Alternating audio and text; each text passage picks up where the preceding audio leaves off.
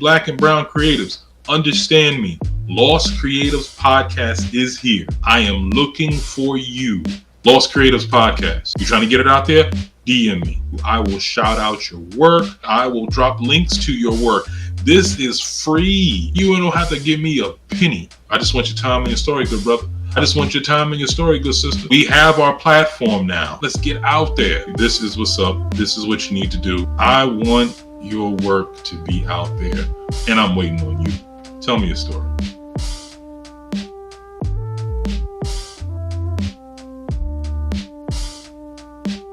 Okay, welcome back, everybody and all of y'all, to the L.O.S.T Creatives Podcast. I am your host, Ijlal Abdullah Muhammad, and as always, we're about to get into some things. Today, I have another special guest. Funny situation.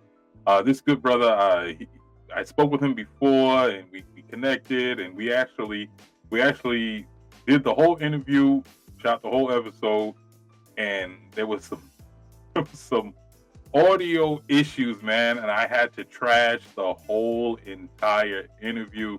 It killed me to do that. I was working hard. I was in Premiere Pro trying to find every single way I could get rid of the audio issues that I was having, but I just couldn't. And then I had to break the bad news to the good brother, like, man, look, that whole interview we had, I had to trash it, my bad. But, he's a champ, man. He was like, look, it's all good. Just call me. Let me know when you want to do it again. And sure enough, we was actually able to connect. And I'm glad he was willing to do it again because his journey was excellent. I actually referred, I mentioned him several times in other episodes, so it's just like, for all my viewers and subscribers who've been keeping up, a lot of you are probably like, yo, who is he talking about? I didn't see this episode. So that's the reason why. But anyway, we're going to get to it today. He's back. And let me go ahead and introduce the good brother. He has been featured on several radio shows. He's been interviewed on both CBS and NBC News TV stations. He's been featured in major publications, newspapers, and magazines nationwide, as well as overseas. Ladies and gentlemen, Black and brown creatives everywhere, please put your hands together for Mr.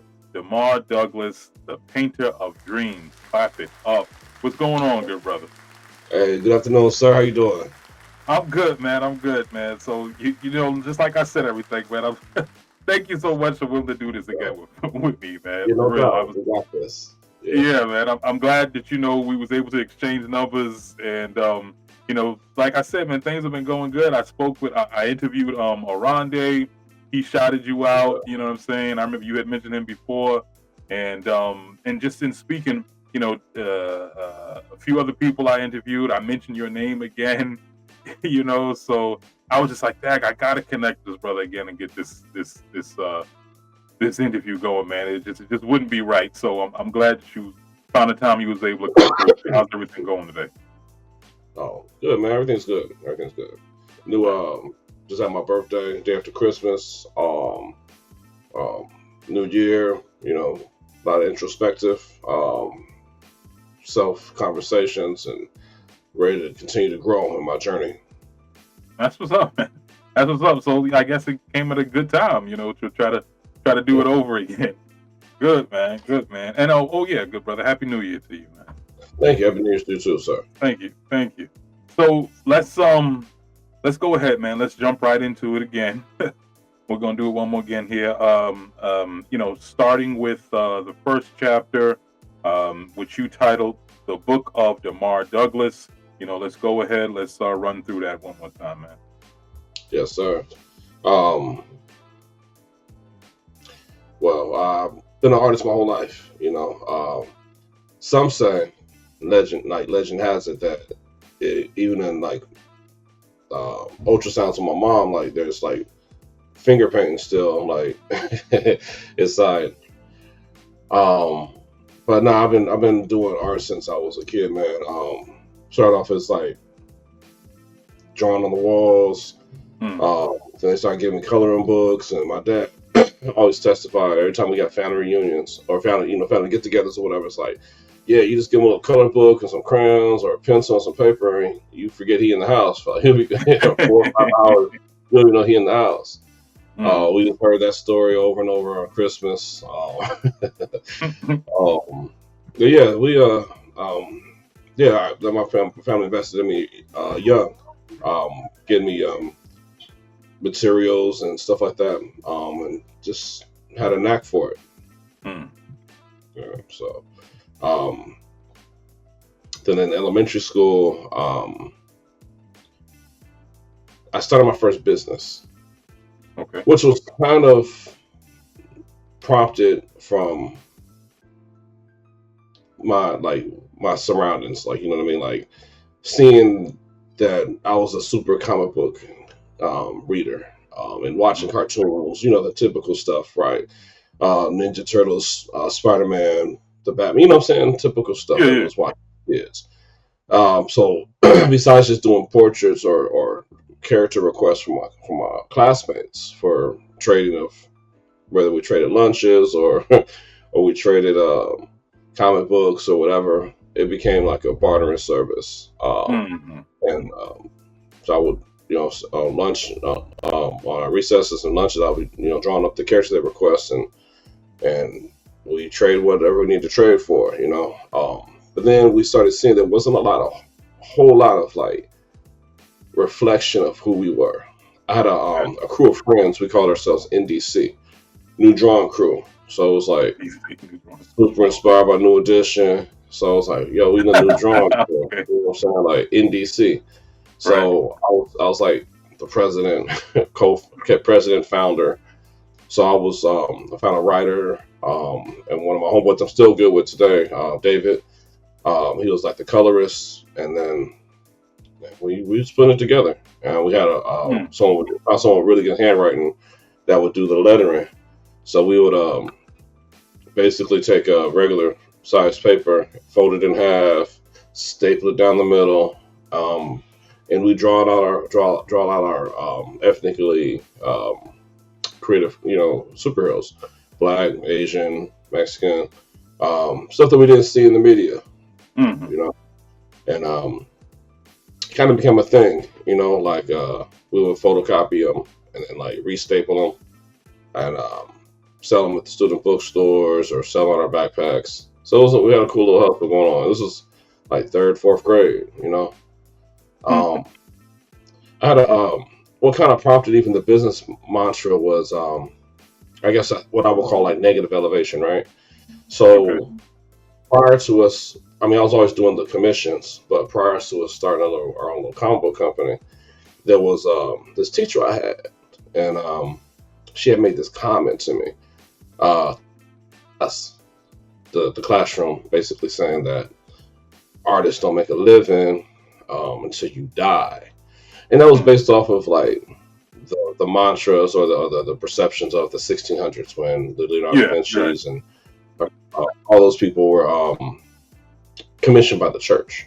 And if you wasn't commissioned by the church, a lot of artists weren't employed, right? So that became a thing, and I was like, but I challenged her in front of the class, like, how's that possible when we see all these cartoons and comic books, and there's names of the artists in the books, or at the end of a cartoon, there's at least a couple hundred names. Would imagine they're getting paid; those are their jobs. Then I was breaking it down further, like someone drew the school, an architect, someone designed the cars, you know, car designers, someone designed our clothes, fashion design. Everything is art. Everything is art. So how, you know, whatever industry, you know what I'm saying, it's an artist behind it all. I even feel God is an artist, you know, the way Genesis described the creation of man, in my mind, imagining him actually sculpting Adam out of the clay. You know what I mean? And breathing the breath of life into him and such forth. I really see it that way. Or even painting the universe, painting clouds, like just being an artist creating, you know? Yeah, so that was elementary, and then we started just growing in our skill set, and we created all types of comics. And I created my one of my me and my boy David joke around about it to this day, about how some of our intellectual property must have like the CIA or somebody found our stuff, right? We were talking about kids, so it was like, because I had developed this comic book called Sub Wars, and Sub Wars was basically the Antarctic melted, flooded the Earth, and people had to live inside of domes to survive. You know what I mean? So LA with a dome, and New York was covered with a dome. And it was funny because I had I had discovered that concept haphazardly, like most things in history. I had got one of those little, like the little slime, like from the bubblegum machines, like Yeah. slime and stuff like that in our little toys or cars. Yep. So I was like, playing around one day, and I was like, I had scooped up an ant and some dirt and snapped it together. Because it had oxygen, it had some of his environment, and I put it underwater in the sink. And it was, somebody was like, "Yo, you're such a sadist." I was like, "Nah, it was an experiment. And plus, it didn't die. You know what I'm saying? Not that I have never killed this thing. I got it. But the point being, it lived underwater for a period of time. You know what I mean? Like for however long I left it in the sink or whatever.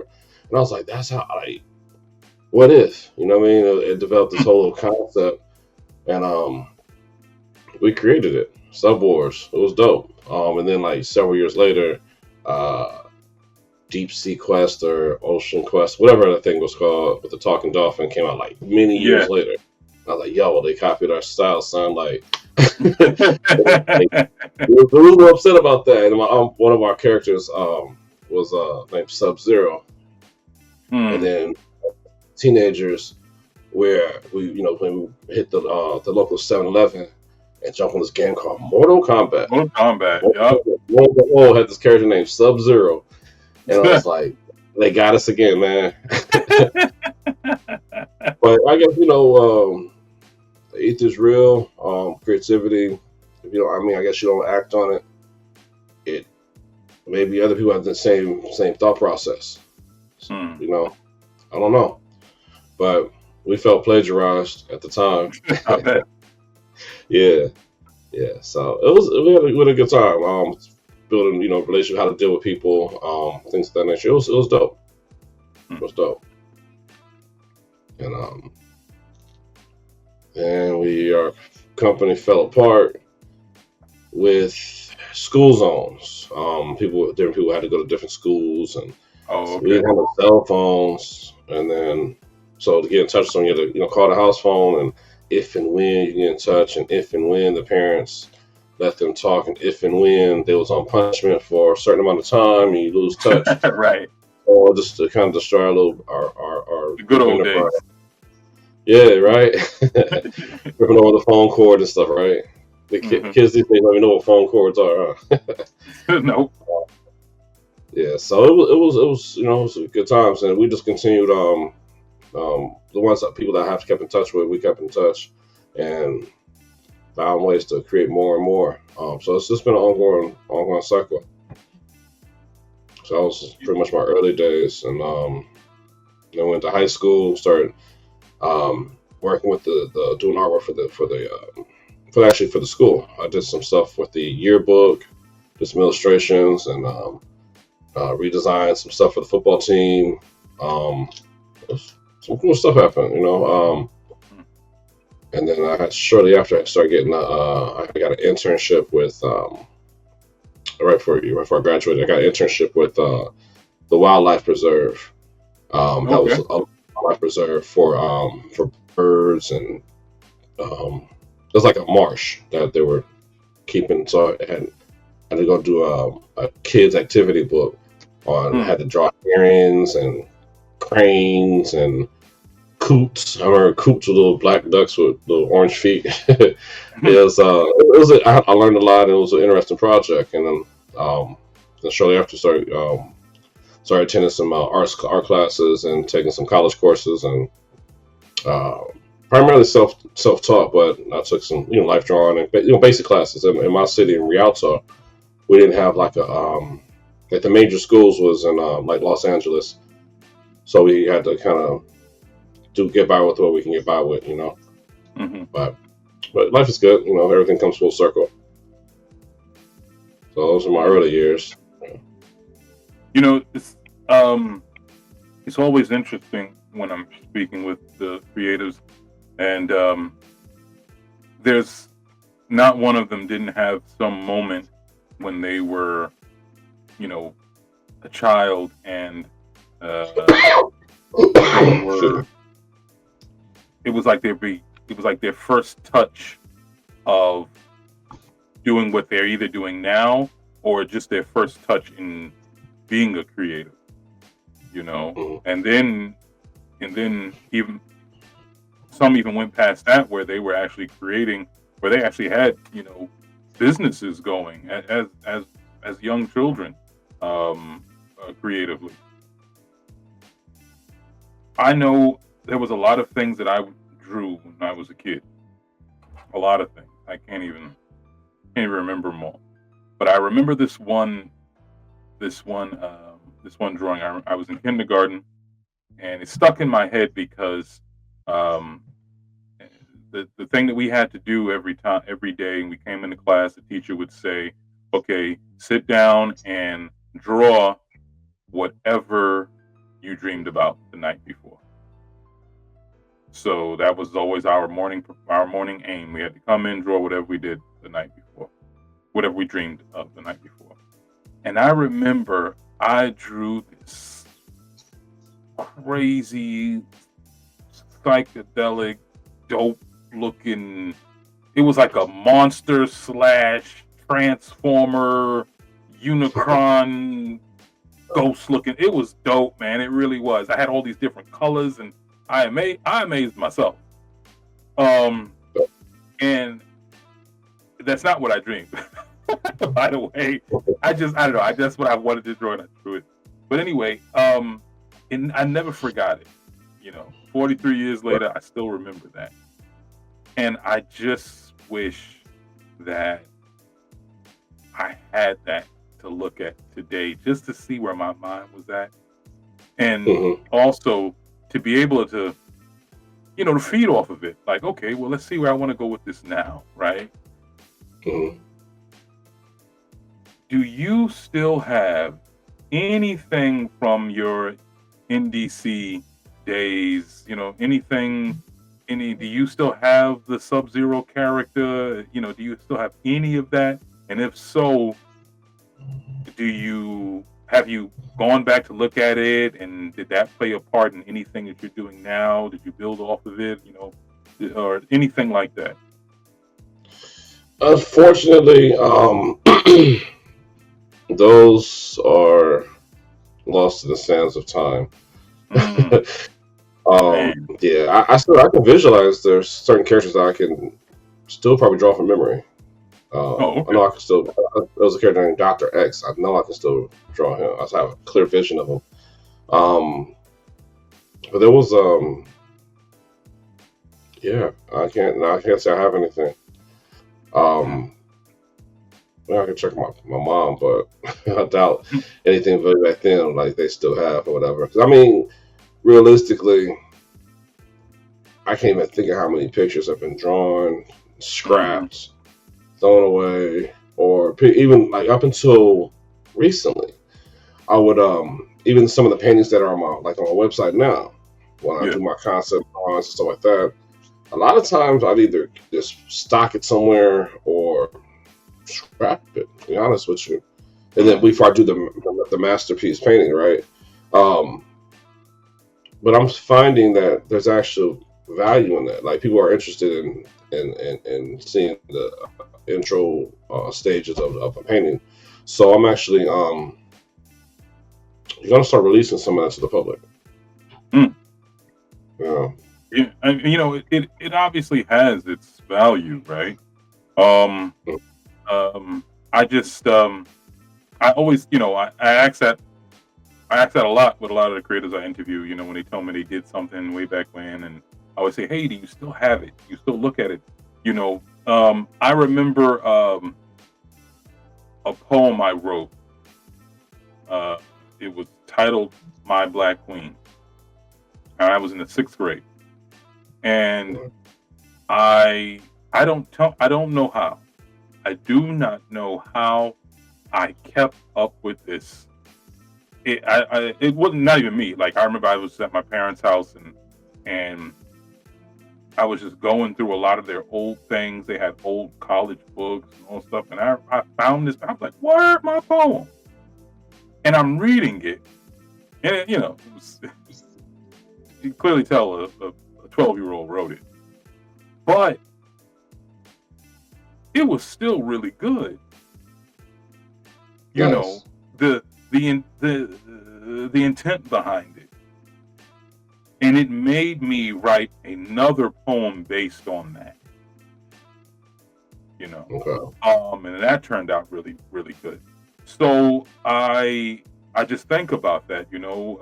All these years later, all of your experiences, how your art has developed, and grew, and what it evolved into, you know, and then looking back when you were fresh and green, and just trying to seeing if you can combine those worlds. You know what I'm saying? Seeing if there's something that was still good there. Like, hey, this is still a great idea. Let me see what I can do with it now. That's why I like asking that question. Um, Yeah. Unfortunately, a lot of the answers is like, oh no, I don't do none of that stuff anymore. A lot of people say that. That's too bad. But I know I tell my daughter. I remember one time I saw her. She was, she draws a lot. She's really good too. And I caught her. I'm so glad I caught her. She was about to throw out her sketchbook. I was like, "What are you doing?" And she said, "Well, Lisa, I don't have any more paper in here. They're all done. Well, back, every page is filled, front and back. And you got me new books." And I was just like, no. I wish my parents had told me this. Don't ever Right. throw that stuff out for a number of reasons. Don't throw it out. Keep it. If for no other reason than just to see how your work has changed and where your mindset was Right. and what you found interesting then at the time, and then you may find something in here that's like, look, I want to do something with that now, so many reasons. Do not get rid of those books. I'm so glad I caught her and she's keeping them, but yeah, I when you said that, I'm like, oh, I hope you still got some of those books, some of those characters, I some of those wish, comics, man. man. I wish. I Yeah. actually have I actually write poetry, but I kind of like, to be honest with you, I suppressed it. Mm. 'Cause I wanted to, kind of stay in my lane and mainly target, um, really hone my craft. You know what I'm saying? Yeah, I can dig it. My painting and drawing. So I was like totally isolate all my energies towards that. But I wrote this really dope poem back when I was like 19 or 20. So Mm. it got some years on it. I still Mm-hmm. have a copy of it. It was actually a poem that was on. It's called "The Dying Dream." And "The Dying Mm. Dream." I don't have it memorized, but it was on this painting I had, where it was like the person's face was painted with the United States flag, but Okay. between the red and white lines, stripes, the poem was written between on the lines. Oh, So it was kind of a cool poem, art poetry mashup. yeah. Um, I still have that poem. I'm pondering the notion of revisiting it and actually turning that into uh, break it into stanzas and make it into like a coffee table book or something. We're filled with new art to kind of outline different segments of the book of the poem. And as of recently, I've actually started feeling kind of inspired to start writing again. So I kind of like I was when I was probably towards the next chapter, but there was a turning point where I had to kind of that's why I made that shift. You know what I mean? I don't know if you want to jump into that now or wait till we get to that Well, segment. if you said it's probably going into the next chapter. Well, and that's great. We can just make that an excellent transition right into it. I just wanted to say that I think I would love for you to continue to go down that road. Because I draw, because I paint, and I've always written poetry. Like I said, since I was 12. Mhm. I actually started to make some drawings and some painting ideas. I haven't painted them yet, um, on some of the poetry that I've written. So I think it's Mhm. a wonderful combination, and Right. with your skill set, good brother, I would love to see it, and it's, I understand why you would have suppressed it. Not to say that it hasn't done you well, because you were able to get better at your craft, Mhm. and it's done well for you. But it's just, as creatives, we still we still can't forget that we have that freedom. We can Yeah. still go True. back to something that we also did creatively, and start to expand on that. It's kind of like never losing ourselves, even within our creativity. But like you Right. said, let's take that because I want to hear more about it. So let's take that as a transition into the next chapter, which you titled "The New Testament." Go ahead. Yes, sir.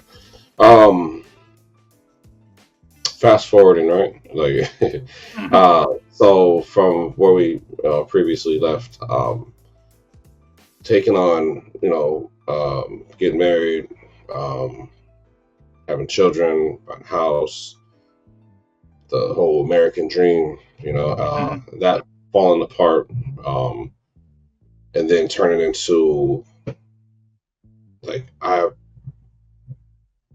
lost inspiration. I lost me Hmm. for a period of time, where I couldn't paint, I didn't draw. I was heavily saturated to the poetry. So at that time, it was probably a lot of emotional poetry, to express my feelings. And I always got to find a way to express myself, but I wasn't capable of drawing and painting for almost 2 years, bro. Mm. Um, almost 2 years.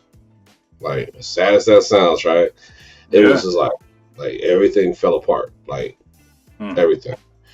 Um, but during that period, after that whole time period passed and healing began and stuff like that, I came back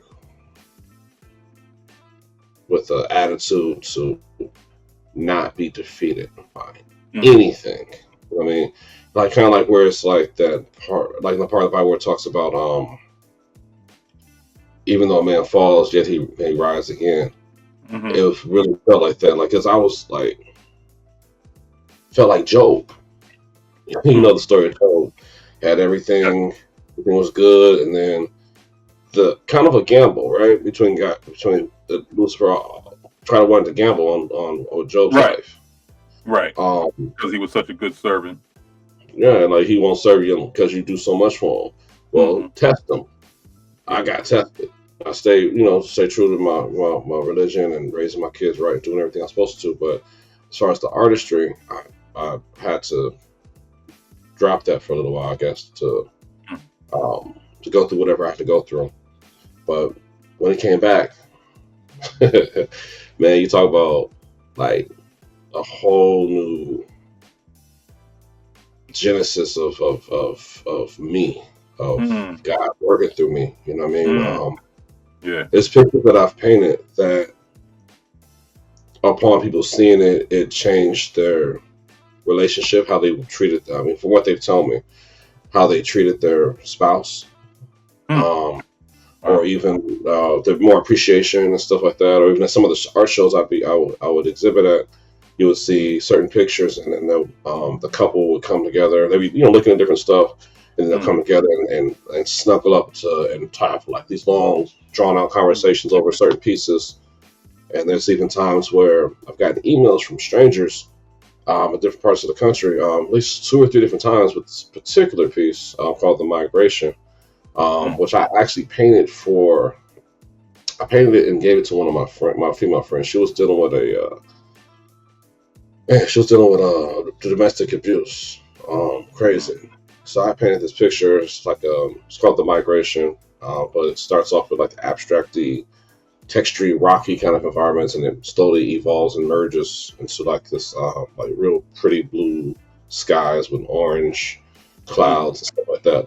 But it was a butterfly flying across, and she identified in the dream I had. She was the butterfly, and when I presented it to her, she saw herself as this butterfly to try to get past this hurdle. You know what I mean? And she still has the painting today. Like she always, thanks me for making it for her because it helped her through her depression. But that same picture, I didn't really got to marketing it or nothing like that. But I showed people online, and there was people who saw it and emailed me like, "Thank you for like this picture helped save my life. I was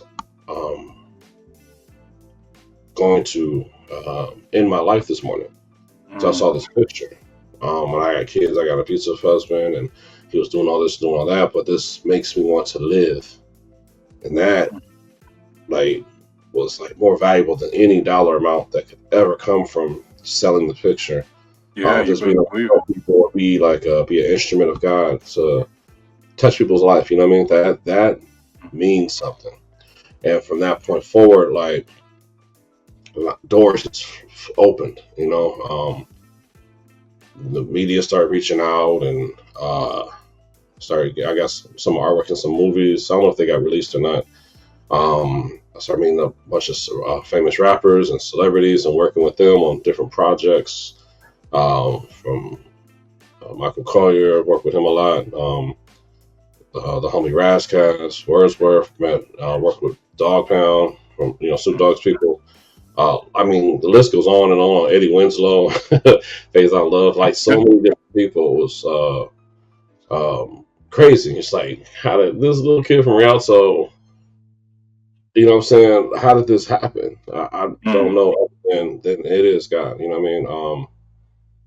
And things just opened up. But I had kind of just found my focus on that. And then me being a mediocre, okay, modest, decent poet to being around all these professional rappers and stuff. It was like, wow, I'm gonna stay in my lane. You know what I'm saying? So that's why part of the reason I suppressed it, but it was like I had to really beast out and really master my craft as far as what my true vision is. But it never left me. You know what I mean? I write children's books that I haven't published. So that's there's writing and poetry with that. That's coming this year. That's cool. Yeah, I got several children's books I've written. No one's seen them, but we got some really, really, really cool concepts. Me and my fiance and my son actually are artists, and they're helping with the production. So we got a little cool family production. Then my daughter has a clothing company. Then we're gonna do some branding and cross marketing with that as well. So keeping in the family and just growing this legacy. You know what I mean? Yeah. So I mean, God is good. So I mean, but this art saved my life because those were some dark days before I was able to like almost liken it to like a cocoon. You know what I mean? Like in this mental cocoon I was in, it was like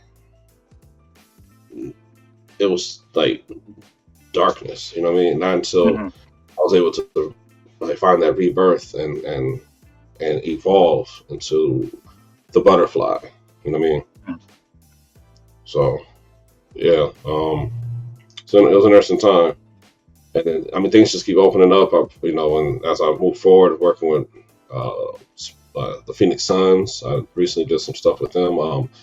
That's permanent installation. So, like part of the Phoenix Suns' legacy, their history, my art now is permanently installed in their arena.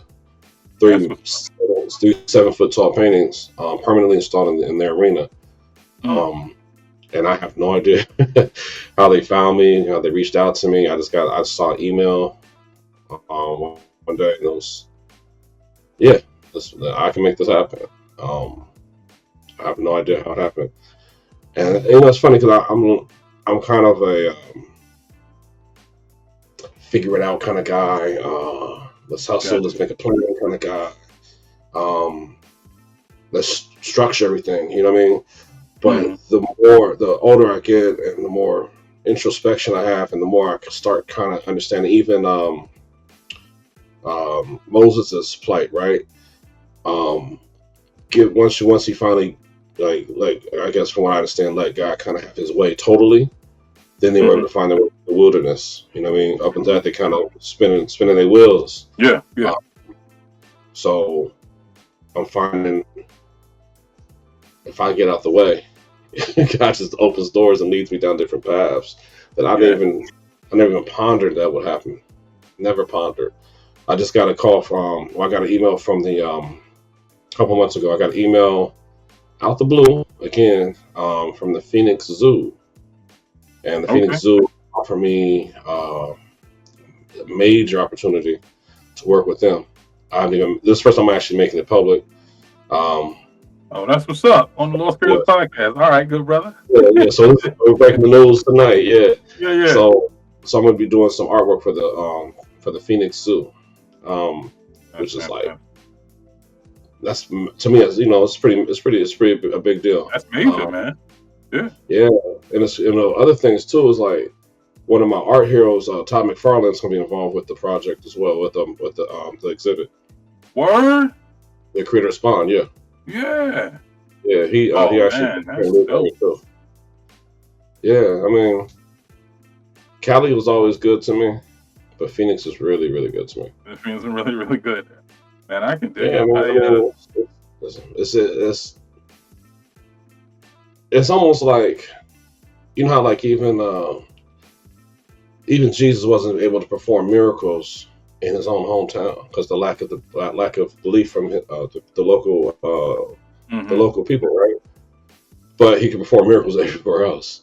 Hmm. So it's like being in your hometown sometimes can be detrimental to growth, Your whatever. growth, So yeah. yeah, so this I told you I've been real introspective last couple of weeks on Yeah, I'm around my feeling. birthday. I'm That's definitely feeling life locked in. it.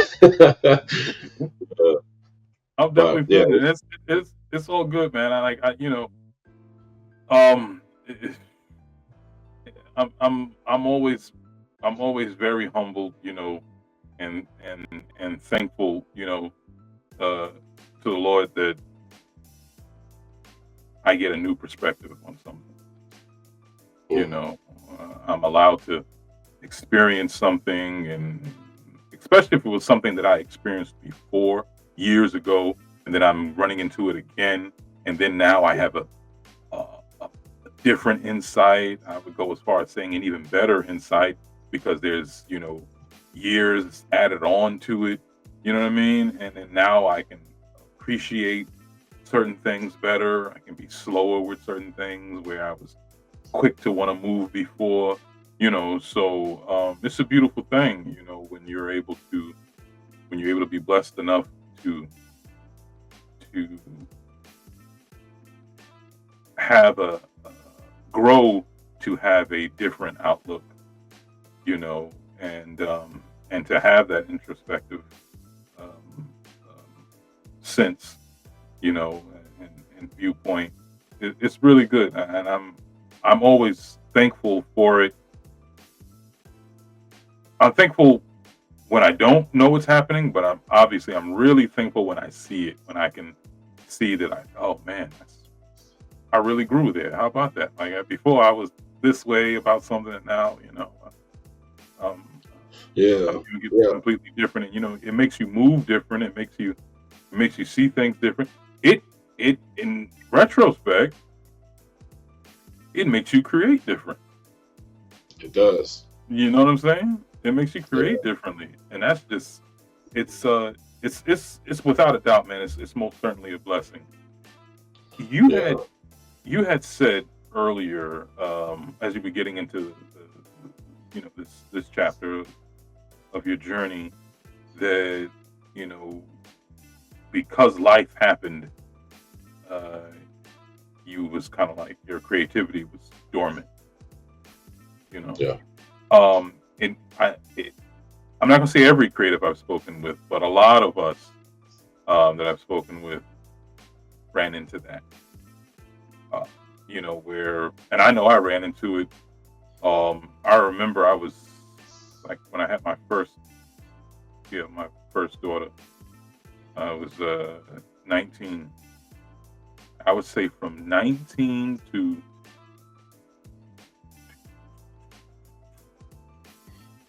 it was a long stretch, man. I would say from 19 to like 24. 19 to 24. Just life just kept happening, man, and I didn't have any time for it. I would actually get irritated with people, like, because it's funny. It's like I didn't have any time to really do what I wanted to do, but at the same time, I would still, if I'm at work, and at that time I was doing telemarketing, and I'm on the phone, I'm doodling at my desk. You know what I'm saying? While I'm talking to somebody, I'm just, I had so many doodles, it wasn't even funny. And I guess it was just that creative spirit of just something. Like I had to touch something, some way, do something. But I didn't, I wasn't writing any poetry. I definitely wasn't even, as I mean, even if I'm not painting, or if I'm not writing, or if I'm not drawing, the ideas are still happening. Yeah. They're still coming, and I'm still writing. I didn't even have any ideas. Like, that's when I knew it was really bad. Like, there were no creative ideas. It was just the doodles, and people were like, oh man, your work is really good. You should be. I'll just be like thinking to myself, like, would you shut up? Like, I don't want to hear this, man. You have no idea, But it's crazy that as creative as we are, like you said, the running joke in your family, your mother's like, there's still some fingerprints left on left in the womb, right? It's just like, as creative as we are, it's almost inconceivable that there would have been a stretch in our life where there was nothing, especially when it came to, like, things that people draw creativity from. You know what I mean? Like, going through a divorce. You got songwriters that they do something up serious when it comes to that type of tragedy, right? Or even like comedians, they're going through certain things and they'll find a way. Oh, let me make a bit out of this. So it's like these moments in life that are serious, and you very much could draw creativity from it, but it can hit us in such a way where we're just like, dang, I don't even want to do anything. Yeah, I guess just busy trying to survive the battlefield in your own mind. You know what I mean? From the outward circumstances. I think that's where a lot of times, having faith and where God really comes in into keeping you sane and stable. When the whole world is falling apart, but I think sometimes the cocoon is necessary because it can birth a whole new thing. Like, are you familiar with Marvin Gaye's story? Say again? Marvin Gaye. Are you familiar with Marvin Gaye's story? Yeah. So even before, the issues with his dad, the times when he was took time off from his music and was like broke and not doing well at all. I think he was messing with drugs and stuff too. But then he came back and had all those hits afterwards. Good, bad, or ugly, I think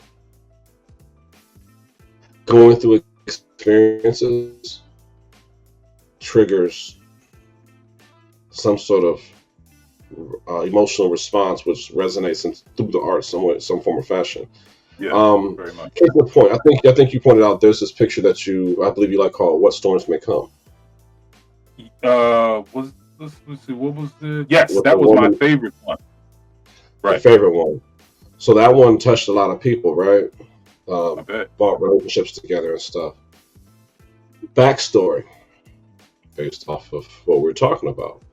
That Mm. was one of the first pictures that I had painted upon my triumphant return to the Upon art world. your breaking through your chrysalis, your cocoon, Yeah, coming through yeah, that. that was the first and second picture that I had did after that. I think Mm. Mr. Swag was the first one, and Okay. then What Stars May Come after it was the one afterwards. Um, in my mind, in my dreams, in my heart, in my soul, I longed. Especially, I have two young children at the time, right? Mm. Um, so I longed for the idea of a woman who had your back. Mm. So to the point where in the picture it depicts, the young man. He's strong, muscular. He's facing the world. As you see the city in the background, Yep. and then his own personal storm is raining on him, storming on him. He has no jewelry. He has no money. He has no clothes. He has nothing but his mind, body, and soul. But Mm. his woman is so much have his back that she actually becomes his spine, his backbone. Mm. So it was an analogy that my scenario fabricated in my dreams to express those those feelings and that experience, and then obviously it touched Jews in some form of way, and a lot of other people as well. So I think sometimes we as artists, sometimes we have to. Unfortunately, I think we have to be a sacrificial lamb, right? Like Yeah. like like Mary J. Blige, her first half of her career was nothing but sad songs. Yep. Nothing but sad songs. I don't even think people liked her happy songs. At Yeah. Right. first, I Yeah. don't Right. know. It's a mix now. Her new album's banging too, but yeah, I'm happy. Like, yeah, we have to go through it. And it's interesting. I guess. Yeah. You're right. Right. It's just like we have to evolve that way. As creatives. Like it's just you worded it the best. You said that you were in your cocoon, Mhm. and that's the best depiction of what, in my opinion, of what we go through as creatives, especially when we hit a moment in life where there's just no creativity, and that's just us in our cocoon forming into something else. Something else that ends up being more beautiful than what we were prior to. That painting, good brother, just I felt, or at least I thought I did. I felt your pain because at 22, no, 2009, I was on my second divorce, and I needed that. I needed that that woman, that woman who would be that backbone, it wasn't coming, but I knew I could get it because it's what I wanted, and what I wanted to continue to strive for. My father had it, my mother, and it was very much. It was I would when I think about is what is something that I've always wanted my whole life. That is That is the top thing. My whole life, I've always wanted, even as a little boy, I've always wanted to be married. When I was a little boy, I would just say be married. But Right. as I got older, it was to be married to a good woman. I mean, And that's the whole you story know, of Adam and Eve, right? yeah, It yeah, wasn't good for man to be exactly, alone. We're designed that way. right, right. That's our programming. You know what I mean? Right. And thank the Lord, I got her in 2010. And 15 years in now, man, 4 kids later, when I saw that painting, I said, "That's her. She became my backbone, man. You know, with all that was happening, with all the personal storm I'm going through, you know, I got nothing. And oh man, it's just like because is there's almost outside of God. Right. What else is there but a good woman? You know what I mean? Like Yeah. it's just like, They being dang, we complete. need it, Yeah, being complete. Yeah, man. I'm And here. and you did it. I'm there with you now. You know what I mean? It took a while and several thousands of women to date. Not the season, but we'll say in the hundreds. You know what I'm saying? But you know, it took a long time to find. You know, what I'm saying my true backbone. You know what I mean? Because even with there's certain things that even the last few years that I've been through that like a good solid woman will not let you go. Financial highs, financial lows, you know what I'm saying, issues with whatever, or you know what I'm saying, but or even exes like trying to cause conflict and problems. Yeah. It's not good to be alone. When we made Eve, it was a good thing. So you know, I guess we had some Delilahs and some some Lot wives in the past. Oh man, good brother. Yes, we have, man. But you know, it's just don't cut my hair. You know what I'm saying? Yo. I used to have locks. I used to have locks. No. I mean, I did. I used to have locks, but that's whatever. That's funny. But no, for real, man. That's one thing I also wanted to express too. Like after that cocoon, and me carrying the responsibilities of the butterfly that I am now.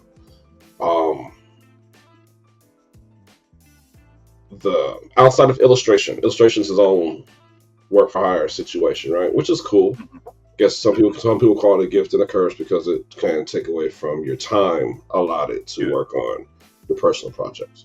But I guess that's work-life family balance type stuff, right? But outside of illustration, I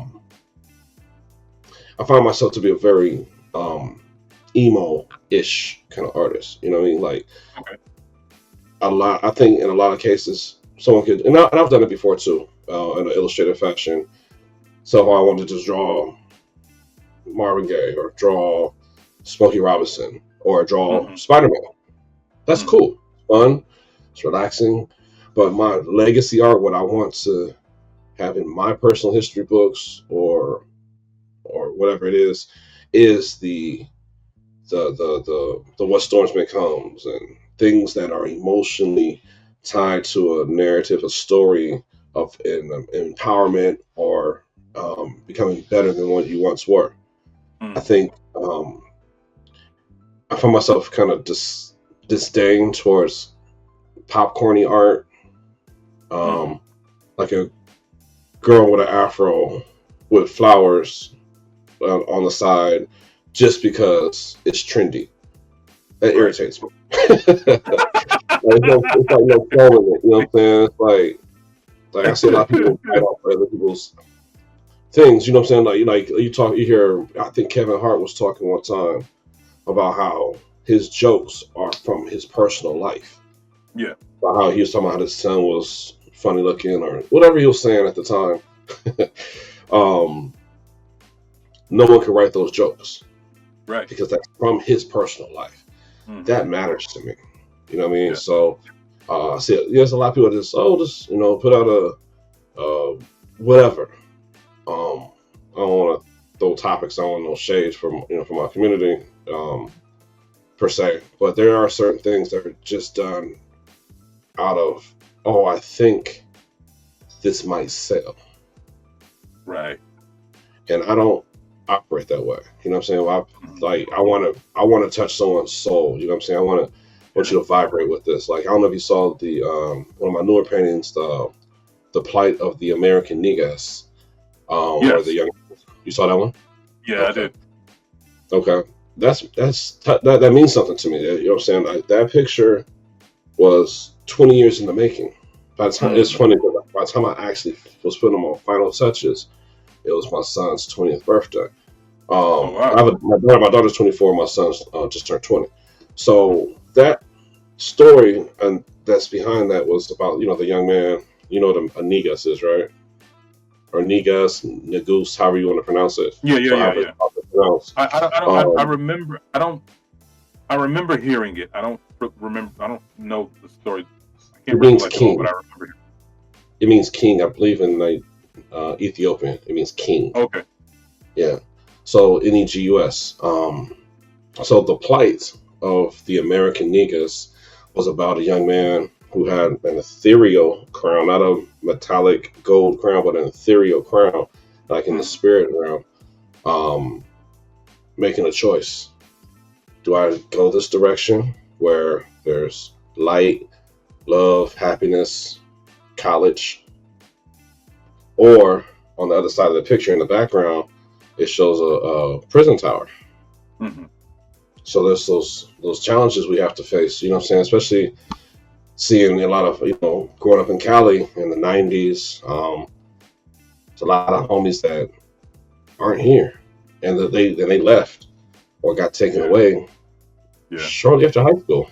Gang banging and this, that, and the third. A lot of homies passed away. Um, and the ones like for a while I was kind of like, after I was starting to get into my 40s, I was like starting to, get these little grays coming in. I was kind of like feeling kind of, I'm not used to this. I don't know if I like this or not. But one of my boys was like, my boy Brad was like, yo, you happy you made it this far. So think about Mm. all the homies who didn't. And I was Yeah. like, damn, bro. That hit home like, wow. Because, there's a lot of cats. I'm 40. I just turned 46, right? So it's a lot of cats who started going bald in their early 20s, Mm-hmm. and going gray in their early 30s. You know what I mean, or whatever. I Yeah. mean, I'm here just starting to, show my wisdom, I guess, right?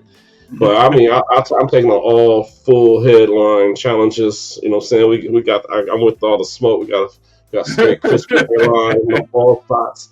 I'm with the smoke. You know what I Right. mean? So I got that for going in my advantage, right? Mm-hmm.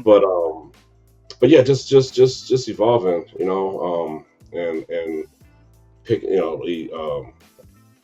Growing and finding ways to tell um, my story that Yeah. sometimes it's similar to other people's stories. You know what I'm saying? Like there's a lot of educators interested in certain pictures. There's a lot of people that have sons that are interested in the particular the Negus painting that it resonates with, and that was my I don't want to say target audience like it was purposefully intended, but it was something in my heart that I had to paint Right. to express myself. And if it finds an audience, cool. If not, this is for my son. Mm-hmm. You know, and there's other stuff that's in me that's coming in the near future. So it has to be that way. I can't not just sit around and paint pretty girls all day or Right. whatever. Like it has to have something. It has to mean something. You know what I mean? Yeah. Yeah. I have to make the paintbrush. I have to make the paintbrush cry. You know what I mean? So I mean, it's. I think that any creative who is, authentic, um, always feels like that. Even yeah. if they were, even if they were fortunate enough to have a great career or have a great career doing something that's more so commercial, hmm you'll find that in their latter years, they're looking to get back to something that's a little bit more dear to their heart. I remember Denzel Washington had said that this was a few years back. He said that he was looking to do more more plays,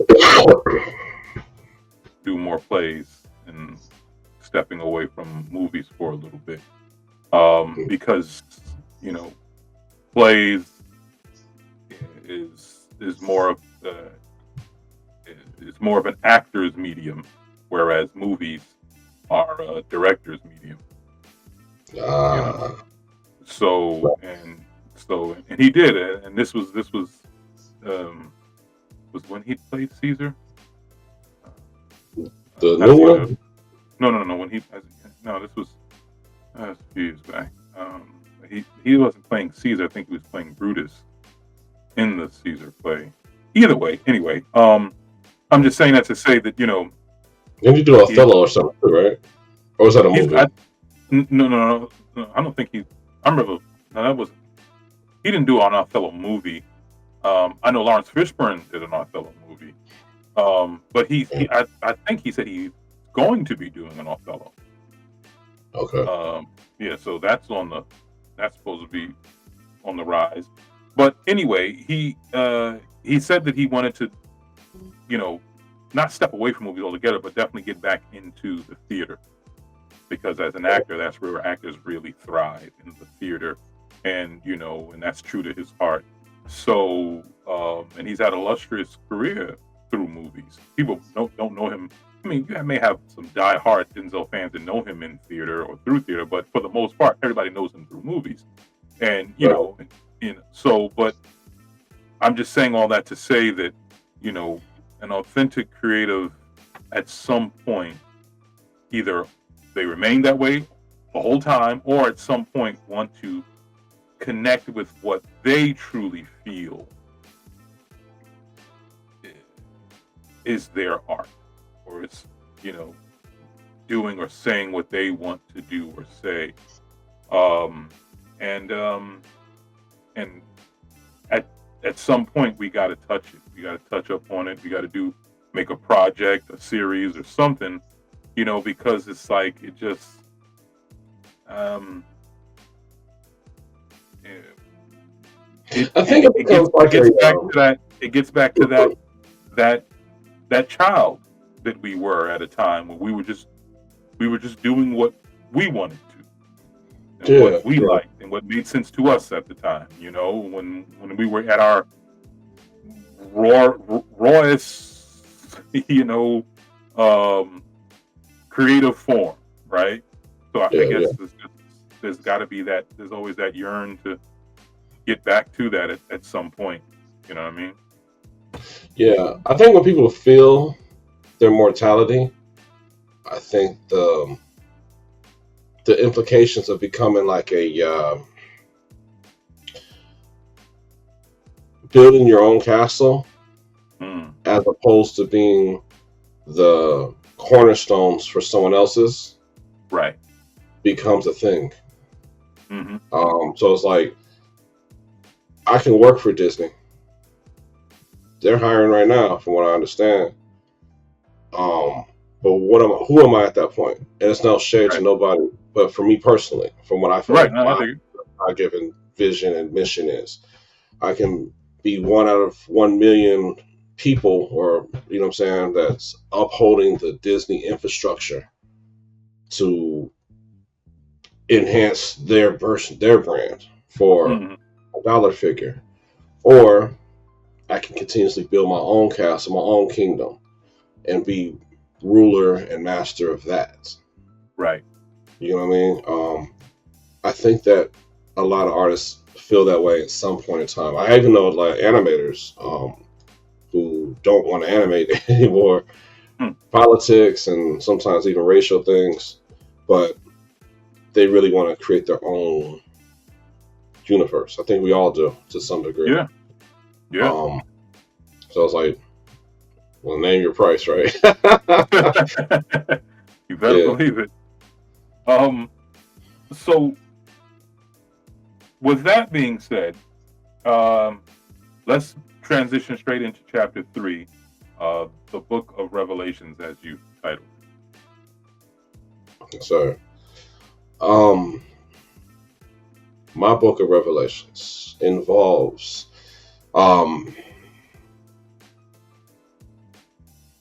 the future of all my endeavors.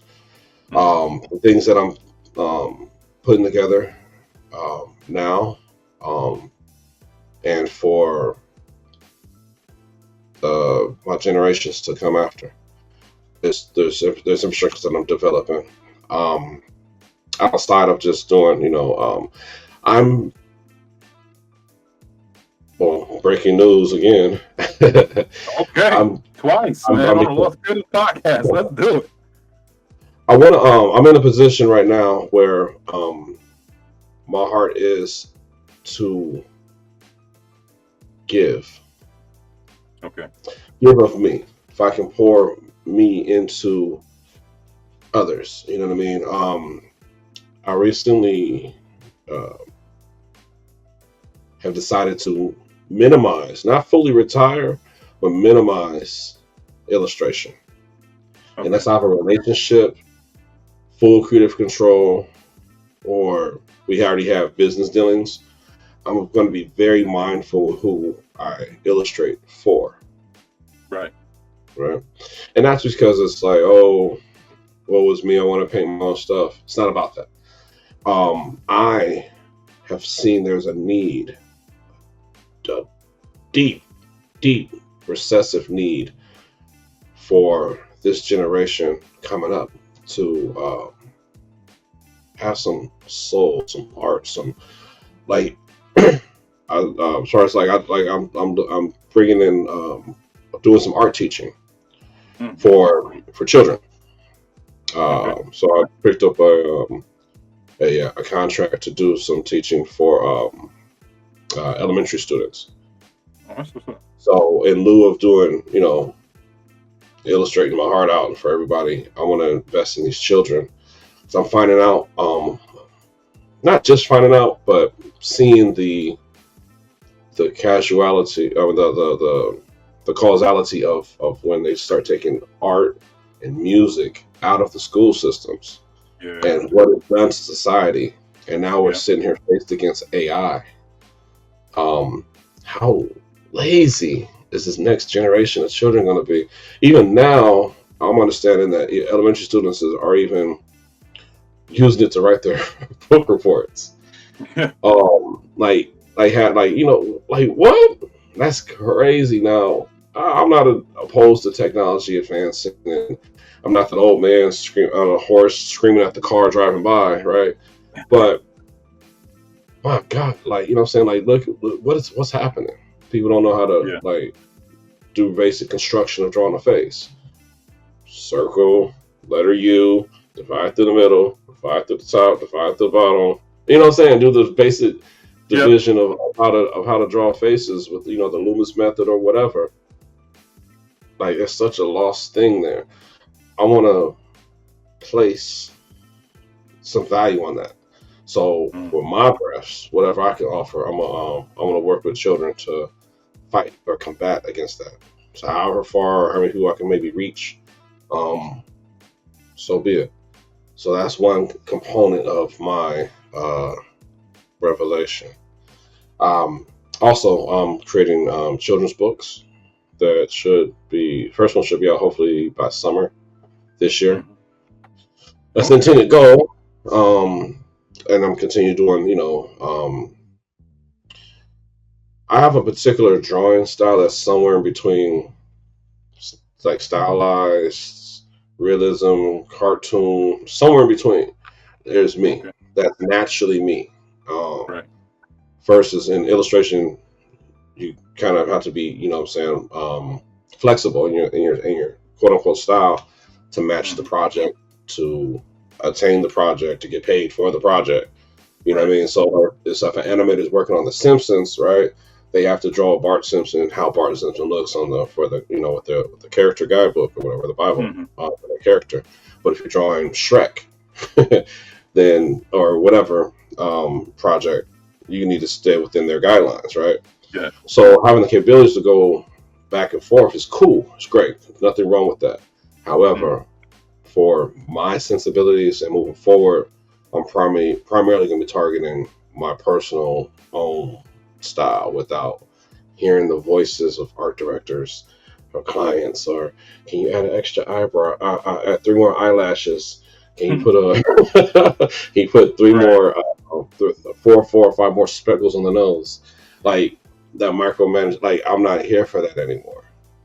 So I will illustrate for Right. chosen, selected clients, but not everyone's going to have access to me moving forward. It's Good for about the you. kids. It's about the kids. I want to teach them. I'll get them some guidance because there's nothing out there for them. Um, and continue building. You know, what I'm saying, like the children's books. Like I have 2 grandkids now, so I want them to be Oh, able that's to read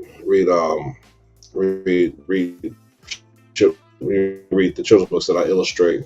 Probably 20, 30 now that they have access to, but stuff that I've written, stuff that we've created as a family. Yeah, I'm here for legacy, bro. It makes a difference for me. Whether I'm putting the history books as a Leonardo da Vinci or not, I need to take care of family first, and that's where I'm at, and help these kids out. So illustration. So I'm gonna train up the next generation. That's what's up, man. That's a truly commendable, way to go, and where your journey is going right now, your creative journey. That's great. I definitely understand what you're saying. Um, where the society is going. Um, I am I I'm in between. I feel that especially for you know black and brown kids, I feel that we shouldn't get lost in the times. You know, um, like for example, AI is a thing. It's happening. There's no denying it, no getting around it. But it's in its beta stages right now. You know what I'm Yeah, saying? It's still mad new. So what I mean by not getting lost in the times, especially as black and brown people, is like we need to definitely start to invest, understand this, get good at using it, not for dumbness like creating your paper for school. I'm not talking about that. But you know what I'm saying? Like getting an understanding on how to do it, like these AI animations and stuff, because it's only going to grow, and yeah. we don't want to be left behind as it continues to soar. Yeah, Um, this is you the know, this is the new I, industrial revolution. right, exactly. I actually started an AI animation course. I interviewed a great creative, Kimberly Offord. I'm taking her photorealistic intensive playground pastime AI, of course, because I've been really I'm drawn to a lot of things creatively, um, even if they're AI, because what I've learned is, you know, it's not as simple as people think. You're not just you can't just talk and then you just generate whatever it is that you end up seeing. There's a lot more that goes into it, Mhm. and not to mention the fact that it all starts with the concept. You know what I'm saying? You got to be able to vision that stuff before you can have the computer generated. And that requires creative skill. And then you see all these different ideas that these people that these creatives have with this AI. It's crazy. Anyway, I'm saying that because it's in the beginning stages, especially for us, we definitely should try to get involved with it, so we can start getting good with it, and create our own intensive programs for people, so we're not left in the dust when it really has taken off. But at the same time, I think it is still very important that you have fundamentals. You Yeah, know what I'm one saying? builds Because on that's the next. You only know what I mean? going to make whatever you're doing better, having that grounding. So I definitely think that fundamentals are important. They should be there, and at the same time, if you want to get interested in, definitely keep up with the Joneses as far as the creative world is concerned. Definitely, keep up with where this AI is going. But fundamentals are extremely key, and I don't think they should be dismissed at all. Right. Absolutely. Because I see like there was some report I read recently that is speaking about obviously the changing the workforce, right? Yeah. Um, but it almost like think about what Apple or iTunes did to the record industry when it Right. first came out. Now before that, it was got press my demo, shot my demo, try to meet Barry Gordy outside the studio Mm-hmm. and sing for him and convince him, or jump on the table and do a song, do a song and dance to get the record Right. deal, to get, to get put on, right? Mm-hmm. With iTunes and since then Amazon Music and Spotify's and all that other stuff, all these other Right. platforms allows even, dare I say, the bare minimum amateur to still be able to put your stuff on the floor with major acts Mm-hmm. alphabetically. So Mm-hmm. Johnny JoJo the rapper will be on the shelf next to Jay-Z alphabetically. Yeah. Yeah. With because he paid his subscription fee or whatever, you know what I'm saying, the publishing fee or whatever it is. Mm-hmm.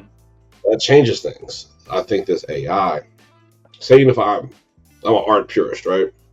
Yeah. But let's say, because I don't animate, Mm-hmm. but say I do some art and I wanted to animate my art and make a 90-minute film with a staff of 10 people, 5 people, that's as good as anything coming out of Disney or Warner Brothers. Mm-hmm. Like, that's around the corner. I've Yeah. seen teams of 30 people do this robot animation on YouTube. I forgot what it's called, but it's you can find it's like 90 minutes. The music's done but through AI. The script was partially done through AI. From what I understand, it's well done. So it looks kind of like Wall-E or something. Mm-hmm. It's very well done with a very small budget, practically free, Mm-hmm. minus, you know what I'm saying, and done in a very short period of time. This report, circling back to the report I was reading, it was talking about how a lot of the major corporations may fall. Yeah. They may fall because now you Yeah. got even your, you know what I'm saying, you imagine, you know, Disney or whoever lays off 1,000 people from all their studios or whatever, right?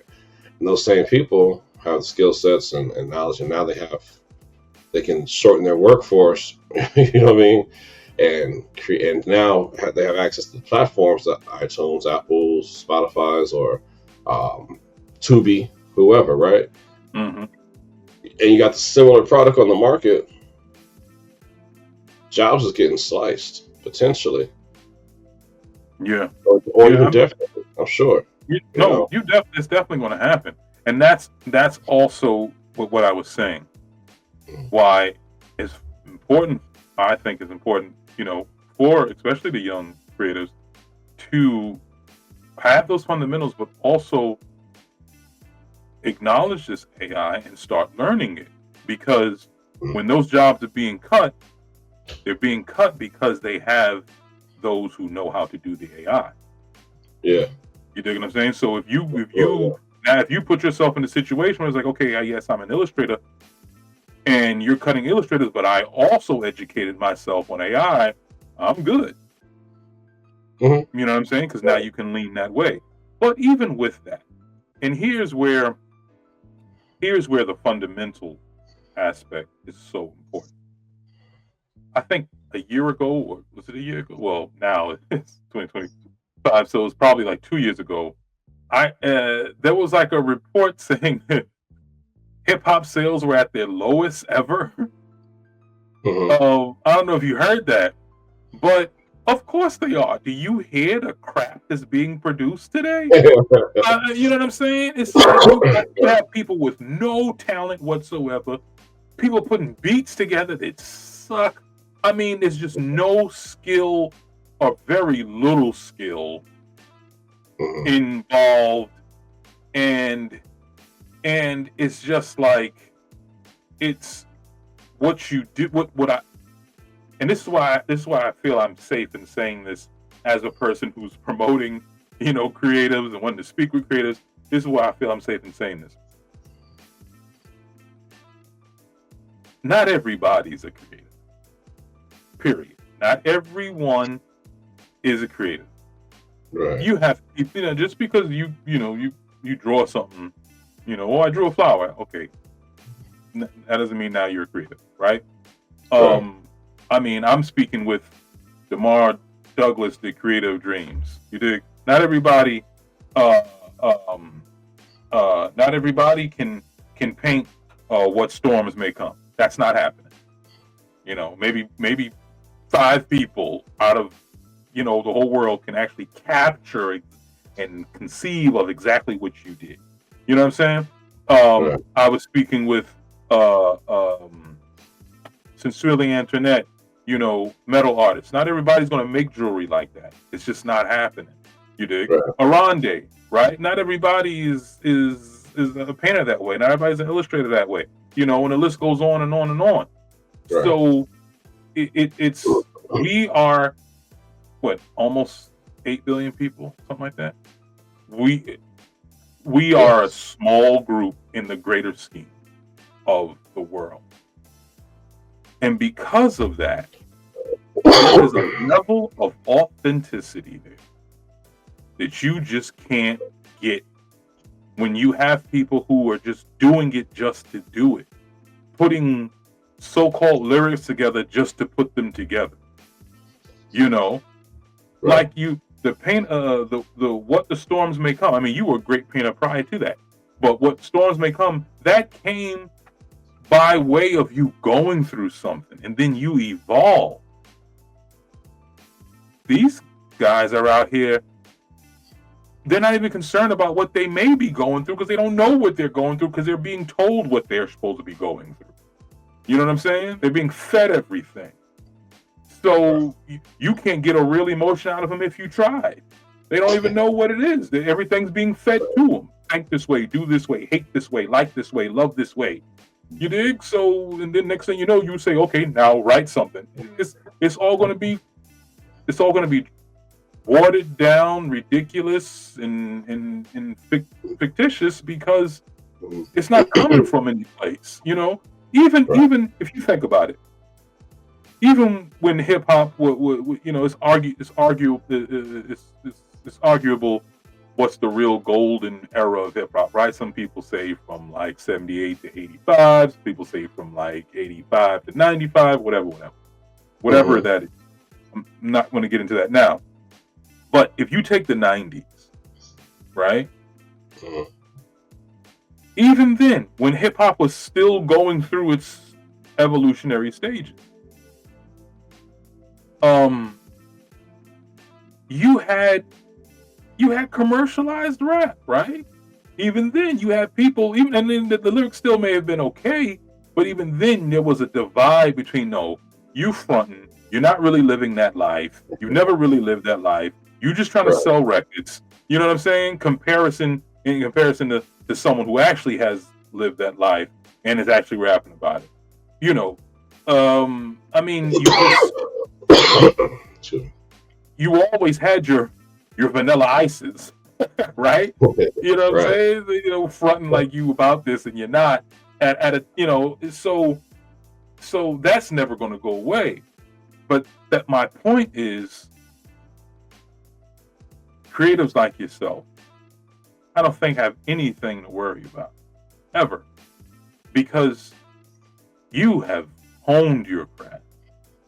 You know what I'm saying? You started off doing something, the NDC. You know what I mean? Like, that's big, man, for a child to be doing something like that.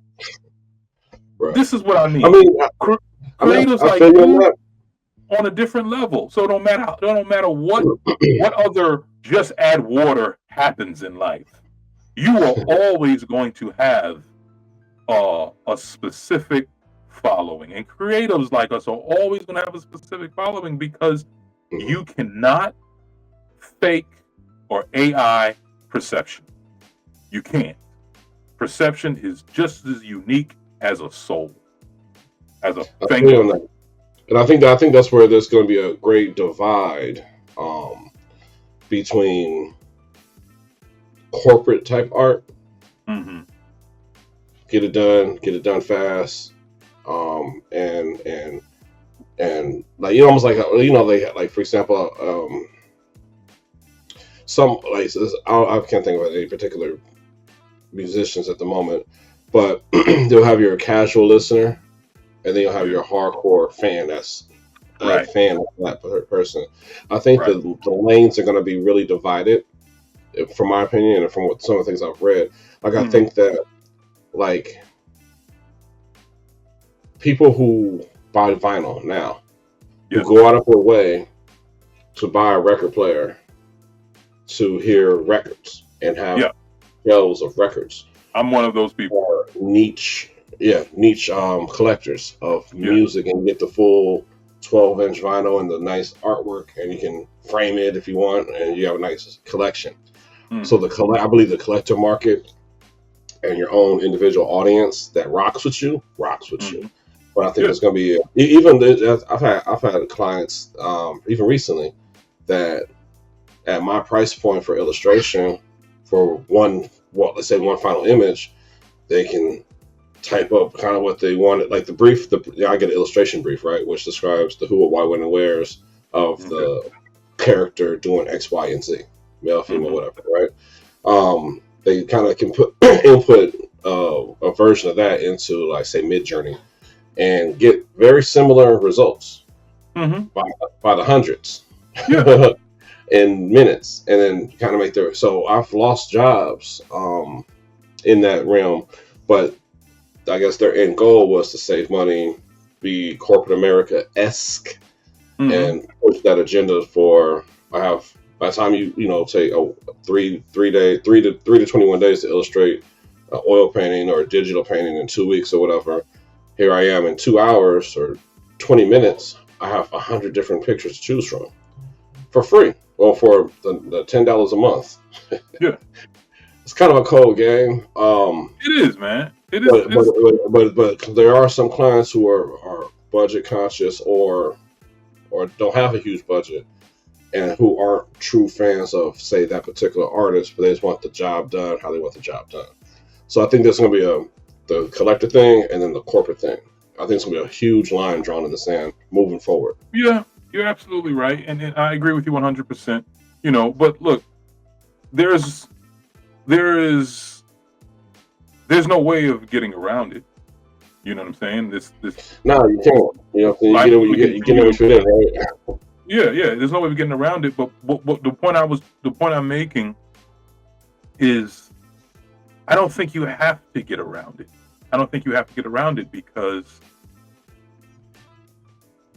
it's almost a good thing that there'll be a line drawn.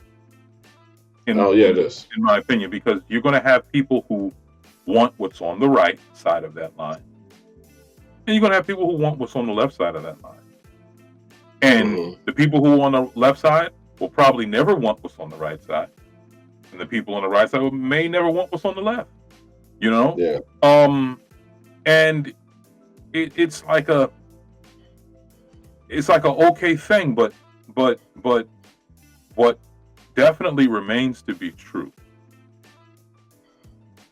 is, whenever you have a just add water situation, as I'm calling it, I call this the just add water era. Nah, I get it. Right? Whenever you have a just add water situation, you may be able to get, some years. You may be able to get out some decades. Heck, you can get a century out of it. But at the end of the day, you're going to see the results of just adding water. Right. You're going to see the results of just adding water, and it'll never be as good. It will never be as good as, taking your time to cook this from scratch. It's missing the human soul. Yeah. into some capacities. That's not to knock people who are developing certain things, but Yeah, it's no, like not knocking anybody. if they're pushing, their specialty. Like if someone's a great writer but not a great artist, I guess there's levels of middle crossover points, I guess. But Right. but just like for example, right? Horrible analogy, but we know what's coming. Sex bots. Yeah. The male and female sex bots. They may be bigger, wetter, tighter, stronger, not deflatable, stuff, whatever. right.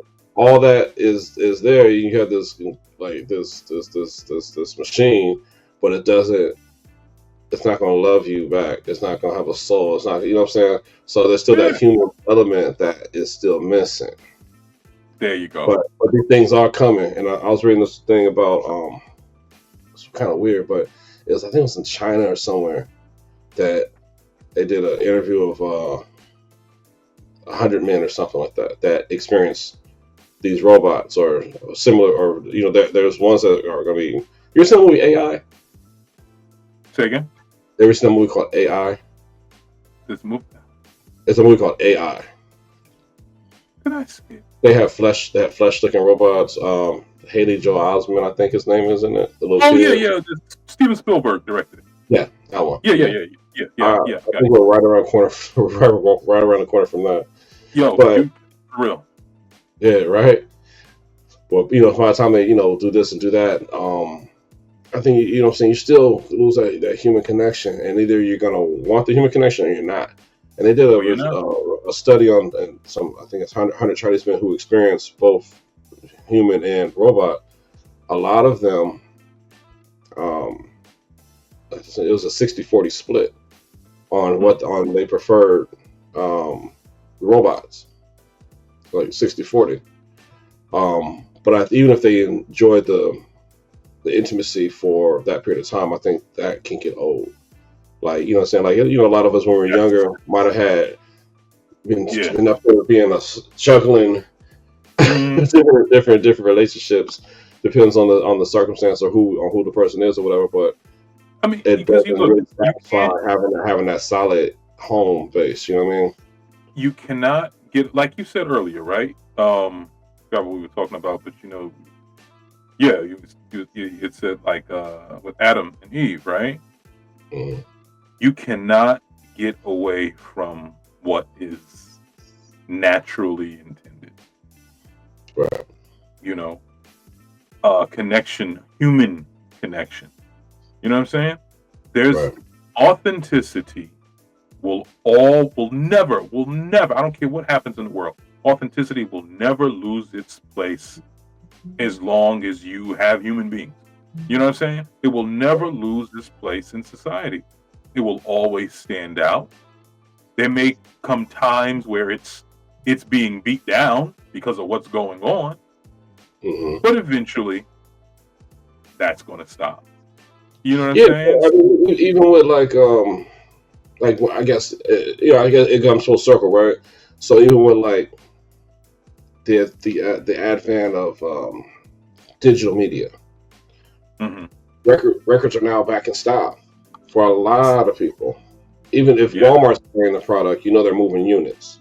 Yep. So, but for the longest time, like I enjoy, grabbing my phone and hearing the world of music of whatever I want to hear whenever I want to. But when I get home, I want to hear Marvin Gaye with the sounds, the pops, the crackles, and with the static and everything. I mean, and then that's what I want to hear. You know what I mean? I'm having I have what do I have it? Or some other bookshelf. But like I have some of the artwork I did for CD covers on 12-inch vinyl from my clients, and it's dope. You got a full piece of art, you know what I'm saying, and a full record to rock to, and it's on the shelf. It's on my shelf. You know what I mean? So it's like it means something, I guess, right? So again, it comes that collector versus that corporate type of thing. It's that hard line is there. That's I love that example that you use because when it comes to that corporate type of thing, Mm-hmm. that's always a matter of time. That is always a matter of time.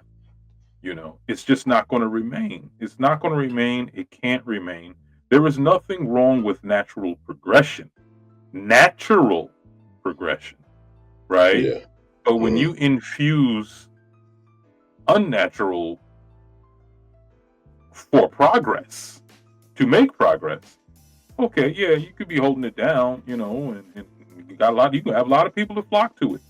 And the natural progression could take a hit, you dig? But at the end of the day, it's it's not going anywhere. It'll always be here. Um, and you will always find people wanting to get back to it, wanting to get back to it. You know, my wife and I, we homeschool our children. Um, we thought it was extremely stupid. The schools don't teach cursive writing anymore. You know what I'm saying? It's just like, why would you just eliminate a form of communication in the same language? This is dumb to Like me. there's no reason that you can't have cursive and typing classes later, There's right? no reason at You all. know, So there's a lot of students who don't know how to read a regular hand clock. it's Promise so you. what we Promise do. I know what you're talking about. So what we do, my wife is having them. She got them cursive workbooks so they can learn how to read cursive, even though it's obsolete, so to speak. But it's still something that she wants to make sure they know how to do. We got you. regular, hand and minute clock, so that our children can learn to tell time from a old school clock. Not just looking at digital things. It like I said to you, like I said earlier. I'm taking this AI course because I think it's definitely going to be the way of the future, and we don't want to be caught behind. So I'm taking upon myself to definitely learn it. I got some cool ideas. But at the same time, I definitely love what you're doing with the children because fundamentals are extremely important. Extremely important. Right. My daughter, when she was like, she wanted to do hands, right? And I was giving her these drills. I'm like, okay, I want you to draw these 10 different hand gestures. Draw them every day. Do your drills. Mm-hmm. But anatomy, okay, draw those anatomies every day. You want to, now there may be better ways at getting better illustration, but this is what I decided for her to do. It's just like, just do these drills. Drill it, drill it, drill it, drill it. In this way, whenever you just getting ready to sit down and you think about drawing anything, you already got the muscle and the training to just be able to draw this pose or draw that pose because you've been doing these drills. It's fundamentals are excellent. They should never be lost.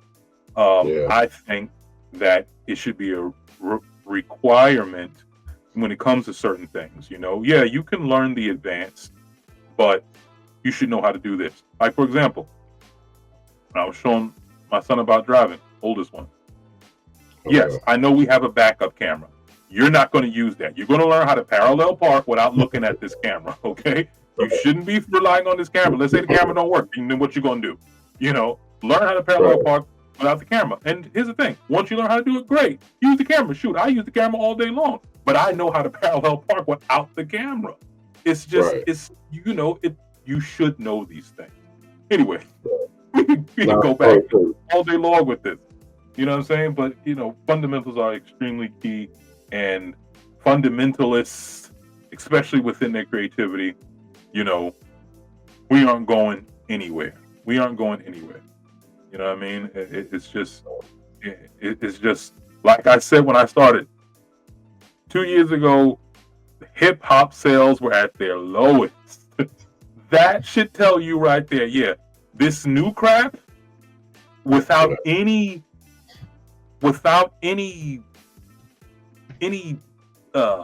background, without any appreciation. That's nothing. You find out that a lot of the new kids have no appreciation for what was before. Yeah. None. And that's why your stuff sounds the way it does. How can you not have no appreciation for what came before? Right. And that's why they're not connecting the dots. That's why they're not connecting the dots. You can't just jump in. All right, I'm not gonna know about none of that, and I'm just gonna take it from here. Well, then you're gonna be missing. So if hip hop can have the lowest record sales it has ever had, Mm-hmm. then that should let you know right then and there that this Just Add Water stuff, it's not. It has its place. Right. It has its place, and the authentic creative works will always have their place, and they will always withstand the test of time. Kimberly offered, as a matter of fact, the lady who's run the AI class, she told me that her house is a collection of black art, and she has no prints. She's got nothing but original works. Nice. Original works. Nope, not a one print. I'm not knocking selling prints, but I'm just saying for her, there's a price point difference. Yeah. You know what I'm saying? It's just like, no, I want the original joint, so it's just, if we, Daoud, I can't remember his last name, Daoud, he's the creator of Brother Man comic. Yeah, he's dope. You know what I'm talking about? Okay. Daoud, yeah. He was saying the same thing. It's like, creatives who are authentic with theirs, we're gonna withstand the test of time.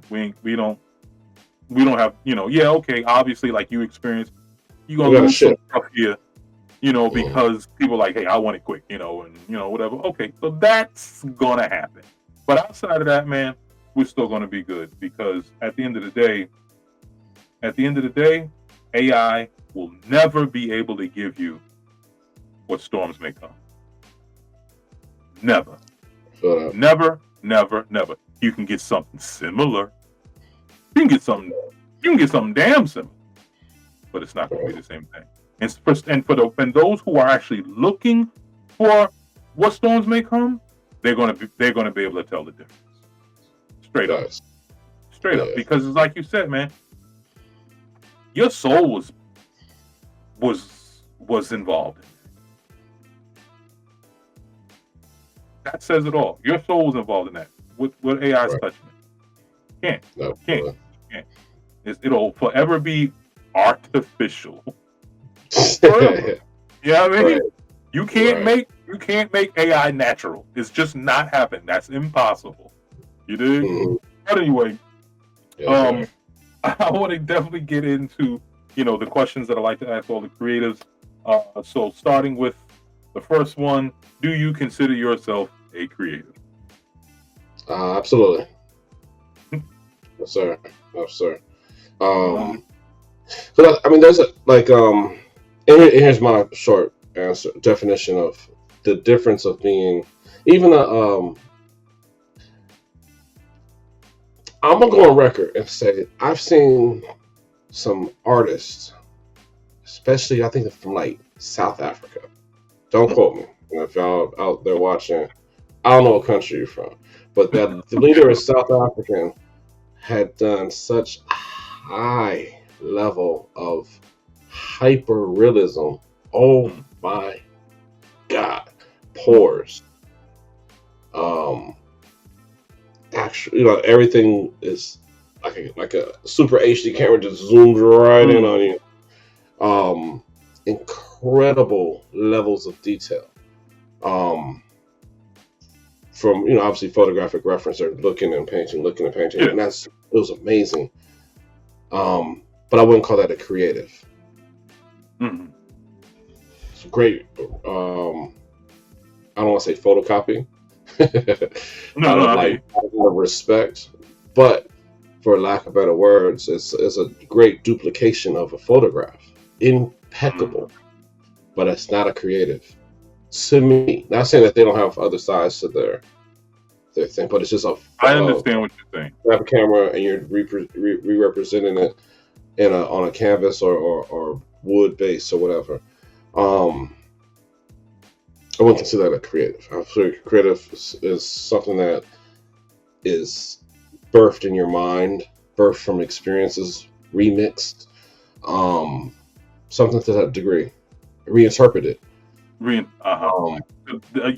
almost like a difference between highly skilled Mm-hmm.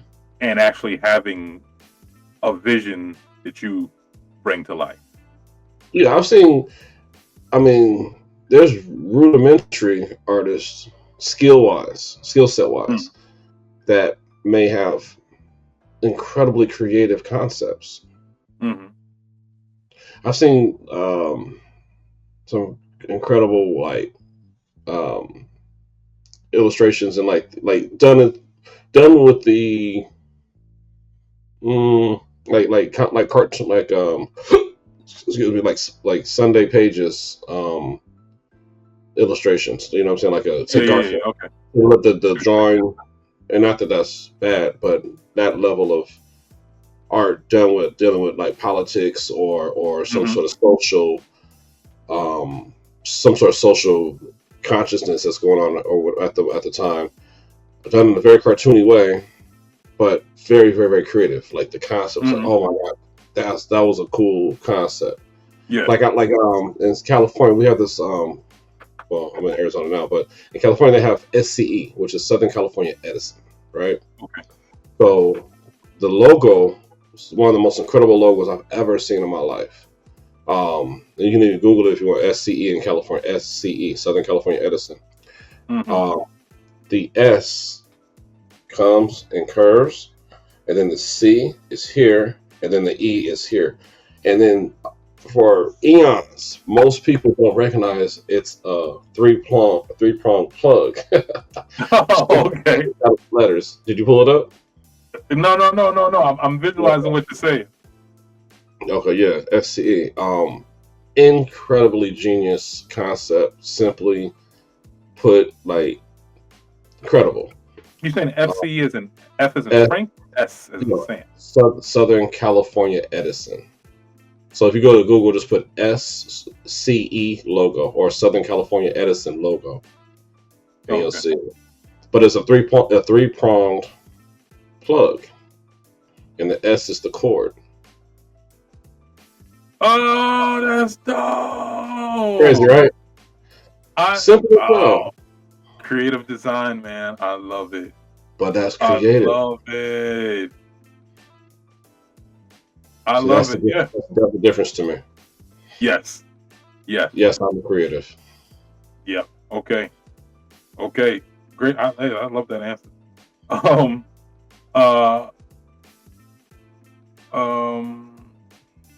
What would you say? Yeah. What is the most frustrating thing about being a creative, in particular, like an illustrator? Illustration in particular? Oh, well, I guess I separate the two. The fine art is fine art to me, and the illustration is illustration. Even though you're still doing the end result is... No, I can dig it. So what would you say is the most frustrating thing about being a fine artist? Elitism.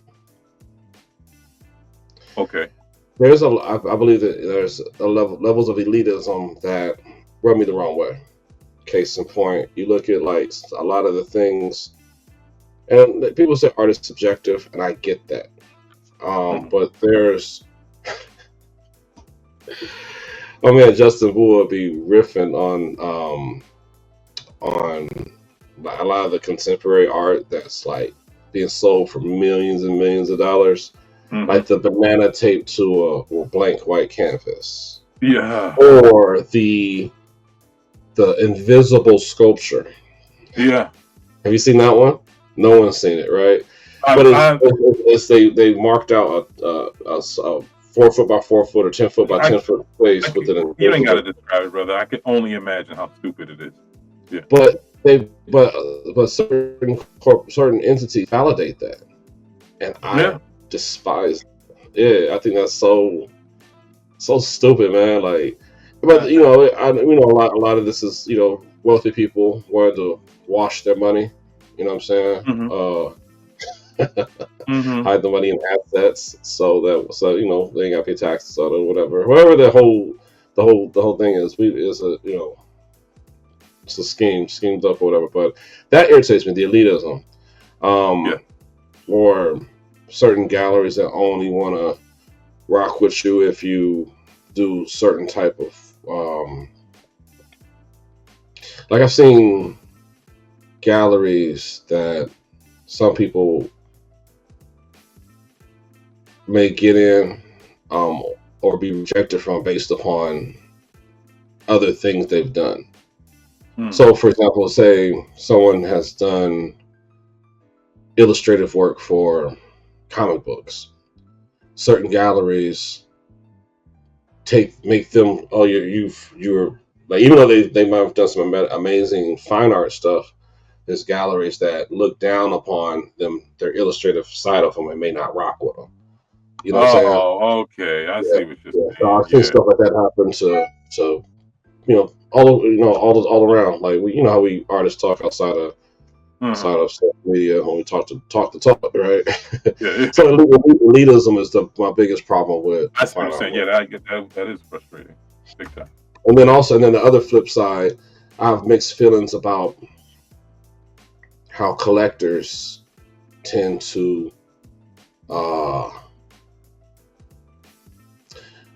purchase art. Everyone's free will, right? But it's my perspective. How they would like purchase art based upon the potential of earning opportunities. So even if they bought a piece of art for, $20,000, but the hopes of selling it for $1 million is the purchasing reason versus buying because they actually like it, relate to Because they it. all right. Okay. Yeah. Yeah. So it becomes Right. like a not really appreciating the art for the art's sake, but you're buying stock at this point. Yeah. About that irritates me. You know what I'm saying? I like that concept. I mean, it's a perfect world concept, but you buy and support the artists that you actually like and respect, Yeah. or they speak to you. Idealistically, right? But Yeah. No, I mean, look, I completely dig what you're saying.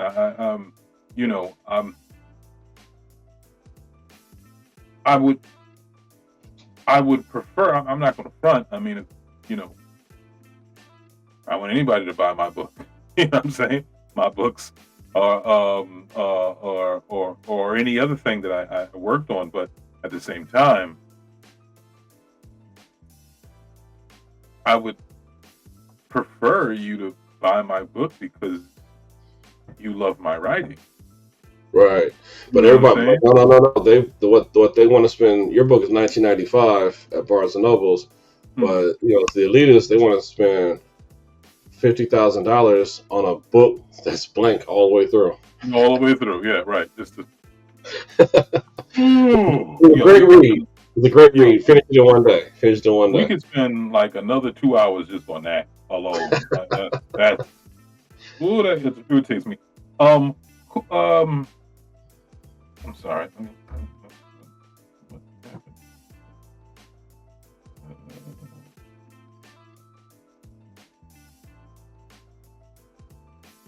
Right. I'm sorry. Who is the creative that inspires you the most, and why? Just one? Well, I know it's hard and it's kind of unfair, but yes, for the sake of the show. I understand. Man, that's a hard question. If not, then who comes to your mind the first? Who's the first one that comes to mind? We could do it that way, or someone Honestly, who as far as a creative, I'm not even gonna. I mean, there's so many artists that inspire me and influence me. I'm not even gonna go down the artist route. My most influential creative is Stanley. Okay. Stanley. Why? He created Marvel Comics. You know what I'm saying? And the whole legacy behind it. I would wish, what I'm saying, like, oh, it's one of us. I guess I could say Ernie Barnes, but that was how he inspired me on my art. deeply inspired me, Ernie Barnes. Archibald J. Motley from the Harlem Renaissance, Aaron Douglas, Justin Boer, Charles Biz, Kenneth Gatewoods, Oronde. You know what I mean? Like, I could say many names. But as far as a creative, definitely Stan Lee. Okay. Yeah, there's no wrong or right answer in that, but I understand what you're saying. Okay, yeah. I mean, look, you were a comic book head since you was a little G, so. Yeah. The structure of a lot of like I like to liken it to like let me backtrack. From my understanding, even biblical times, people earned livings or did trade based off of only a few possibilities. Either you offered a service, you're a herder, you're a blacksmith, you're a medicine person, you do something as a service, or you sell a product. You sell a product, yeah. Right. Or you own land, which is basically selling product. So, yep. You know what I'm saying? So Stan Lee, I see it being those services provided, and products. You know what I mean? Marvel Comics, the whole entity thing is a whole circle of life within the concepts, the conception, and wasn't a new invention, but he's the best to do it, to my knowledge, and inspiring me. I understand. No, that's good. What are you the most thankful for as it relates to your creative journey?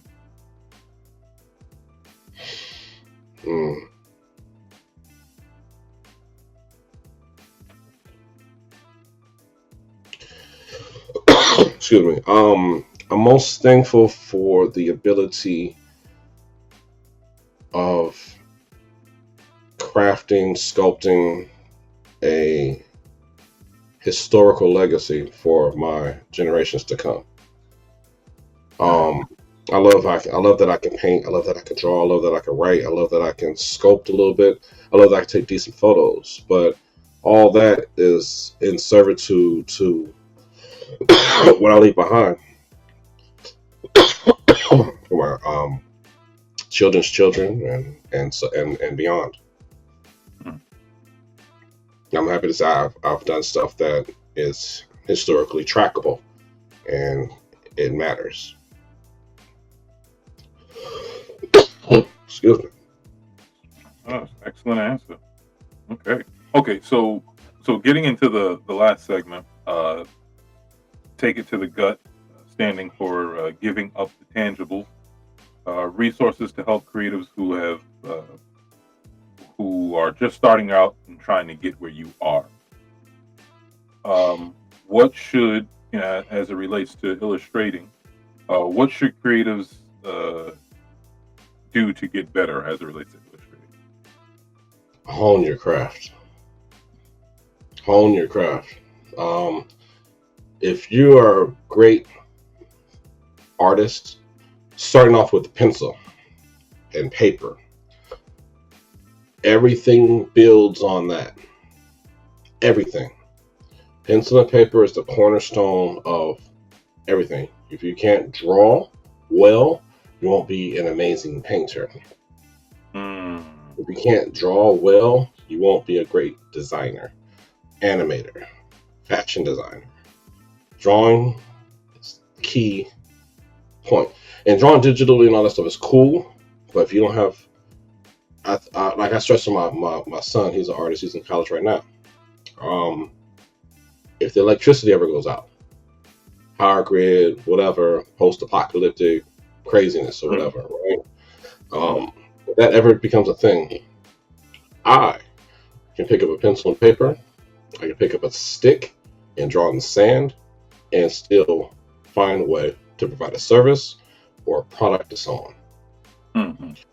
So, for anyone wanting to be an illustrator or a fine artist, pencil and paper or pen, cornerstone to everything else.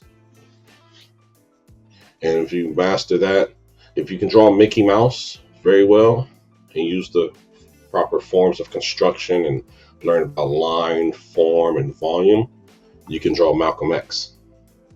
Mm-hmm. And anything in between. That's what's up. That's what's up. What should they do to best promote their work? Best promote their work. I mean, you have to get over the shyness.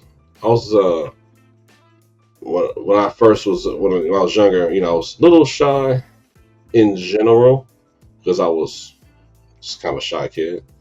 But when it was time to show my art, I'm a super extrovert.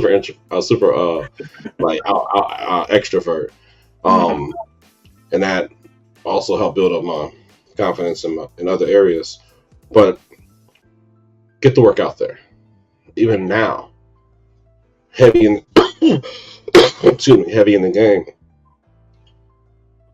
There's times I put out pictures that are so personal to me that it feels like I'm booty hole naked on the internet. It's so like I have no clothing. I'm totally my soul bare to the world. Mm-hmm. And if you can feel confident enough to put to that point to put your work out, that's gonna draw eyes. It's gonna increase your awareness, increase your fan base, increase people liking you as a person, people liking you as an artist, people liking your vision. Like there's some people who specialize in certain subject matters, right? Some people like to paint wildlife, and that's what they focus on. Some people do landscapes, some people do other things. I tend to do whatever I want, whatever is associated with my dreams, awake, daydreams, anything else. I've patterned myself to where I don't have to just be. I mean, I can go and do stuff for the Phoenix Zoo, sports figures for the Suns, comic book covers for whatever company hires me, fine art about Black history and culture, and I could draw cartoons and children's books. You know what I'm saying? But I'll position myself there from the beginning, and putting it all out there, lets people know that's what you're getting. You're not getting just one thematical thing for the rest of my life. You know what I mean? Yeah. But yeah, put your work out. No matter how you feel about it. Put it out. Okay. And what would you say? How would they get started with that? How would they get started in like an illustrating career or getting contracts? How would they get started? Drawing. Everything's the cornerstone of getting good. If there's like when you're in school, right? And you have the what's that thing called? The scale, how they rank you. I forget the verbiage for that. You're within this amount of. You're within the percentiles. Oh, okay. If you're in the higher percentiles of more skilled and you're easy to work with, and you capture the vision, then you're more than likely to start getting more contracts and get more work. But sometimes you got to put out your own work. So you're going to be a children's book illustrator, and no one's ringing your doorbell, or no one's emailing you, or calling you, or not doing it, making a reaching out to you. Make your own children's book. Put it out. People see it, and they reach out. I just got an email this morning from someone who saw a picture book I did with Michael Collier about Barack Obama.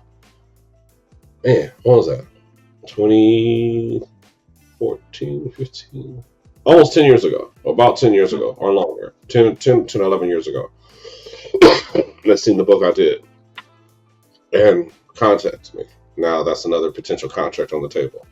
I don't know, I can't think of the company the publishing company, but whatever, they found that and found me, ready for the smoke.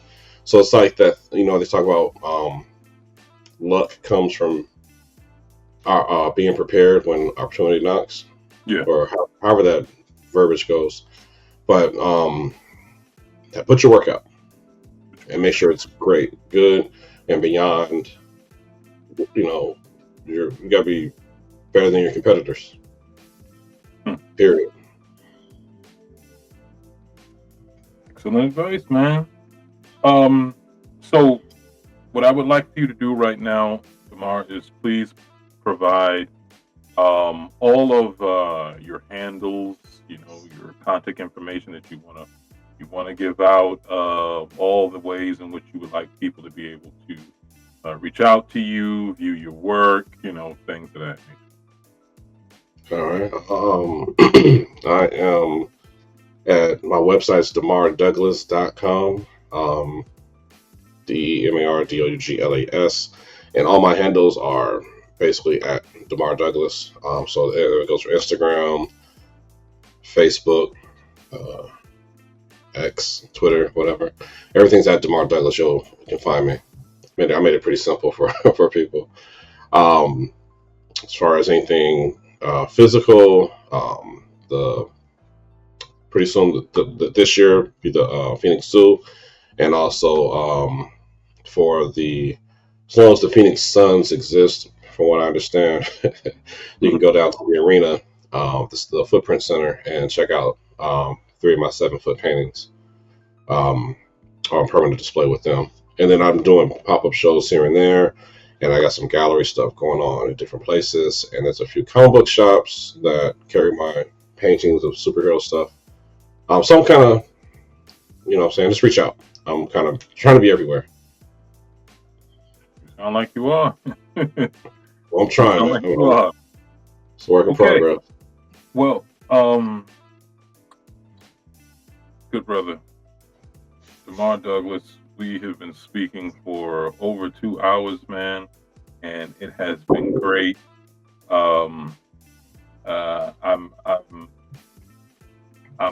sorry that the first interview we did, audio was so messed up I couldn't keep it, but I'm not gonna front, man. I'm so glad that happened because I very much like. I love the first interview we did, but I don't know. It's like you said when we started out. I love your outlook now. And your perspective now. Even from the short while before when we spoke, it I don't know. It almost gave like a better flavor than before. And I'm also very happy to hear the new things that you got going on for yourself. And it's been really great, man. Really great, and I'm so glad that we was able to do this again. Really, I appreciate you taking out the time again, good brother. Yes, I appreciate you, man. I salute with the whole L.O.S.T Creatives movement, and let's make it different in the world. That's what I'm pushing towards, man. I'm pushing towards, with creators like yourself, man. It's definitely going to happen. Definitely going to happen. But thank you once again. Thank you once again for taking out the time, good brother. Thank you, everybody, all Black and brown creators everywhere, for tuning in once again. Please continue to subscribe, on YouTube and download on Apple Podcasts and Spotify and channels available on. Please go to www.thelostpublishing.com, where you can actually get your copy of L.O.S.T Lovers of Storytime Volume 1. So please most certainly do that, pick that up. As always, thank you for spending your time with me, for spending your time with another great creative that I have on the show, Demar Douglas. Everyone, please know you are a creative, and tell me your story.